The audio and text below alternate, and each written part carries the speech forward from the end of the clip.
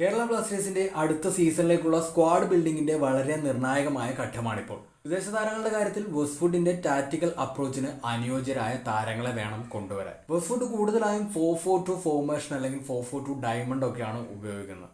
അതുകൊണ്ട് തന്നെ ഓരോ ഫോറിൻ സ്ലോട്ടും വളരെയധികം നിർണായകമാണ്. അതിനിടയ്ക്കാണ് ISL എക്സ്പീരിയൻസ് ഉള്ള ചില വിദേശ താരങ്ങൾ അവൈലബിൾ ആണെന്നുള്ള കാര്യം ചർച്ചയിലേക്ക് വരുന്നത്. Dimitrios Diamantakos, Joni Kauko, Dimitri Petratos, ഹോർഹെ പെരേര ഡയസ് തുടങ്ങിയ താരങ്ങൾ എല്ലാവരും ഇപ്പോൾ ഫ്രീ ഏജൻസ് ആണ്. പക്ഷെ ഇവിടെ പ്രാധാന്യം നൽകേണ്ടത് ഇവരിൽ ആരൊക്കെ വെസ്റ്റ്വുഡിന്റെ ടാക്ടിക്കൽ സെറ്റപ്പിന് അനുയോജ്യരാകും എന്ന കാര്യത്തിനാണ്. ഈ ലിസ്റ്റിൽ ഏറ്റവും പ്രധാനപ്പെട്ട അറ്റാക്കിംഗ് ടാർഗറ്റ് ഡിമിട്രി പെട്രാറ്റോസ് ആണ്.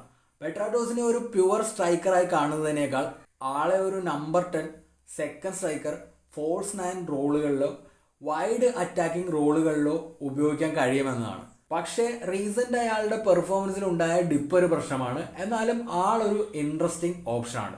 അടുത്തത് ജോണി കൗക്കോ.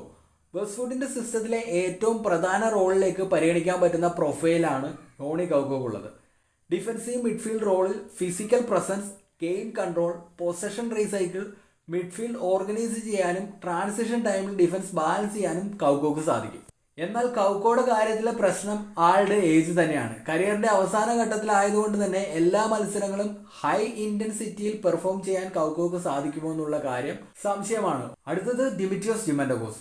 ഒരുപക്ഷെ ഓഗ്ബച്ചയ്ക്ക് ശേഷം ബ്ലാസ്റ്റേഴ്സിന് ബോക്സിൽ ലഭിച്ച ഏറ്റവും അപകടകാരിയായ താരമായിരുന്നു ഡിമി എന്ന് വേണമെങ്കിൽ പറയാം. KBFCയിൽ ആദ്യ സ്പെല്ലിൽ തന്നെ ഡിമി തന്റെ ക്വാളിറ്റി തെളിയിച്ചതാണ്. 4-4-2-ൽ ഡിമിയെ മൊബൈൽ സ്ട്രൈക്കറായിട്ട് ഉപയോഗിക്കാനാവും. പക്ഷേ ആളുടെ റീസെന്റ് ഫോമും ഔട്ട്പുട്ടും മുമ്പത്തെ പോലെ അത്ര സ്ട്രോങ് അല്ല. ഒപ്പം കറണ്ട് ഫിറ്റ്നസും ഇഞ്ചുറി ഹിസ്റ്ററിയും പരിശോധിക്കേണ്ടി വരും. അടുത്തത് ഡയസ് ആണ്. ബ്ലാസ്റ്റേഴ്സിൽ വന്നതിന് ശേഷം ഇന്ത്യയിൽ തന്നെ അത്യാവശ്യം നല്ലൊരു കരിയർ ഉണ്ടാക്കാൻ ഡയസിന് കഴിഞ്ഞു. വെസ്റ്റ്വുഡിന്റെ സിസ്റ്റത്തിൽ വളരെ നന്നായിട്ട് മാച്ച് ആകുന്ന പ്രൊഫൈലാണ് ഡയസിൻ്റെത്.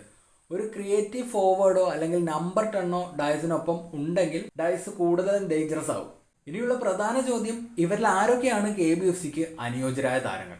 വെസ്റ്റ്വുഡിന്റെ സിസ്റ്റത്തിന് ഇവരിൽ ആരെങ്കിലും ബെനിഫിറ്റ് ചെയ്യുമോ? നിങ്ങളുടെ അഭിപ്രായങ്ങൾ കമന്റ് ചെയ്യുക.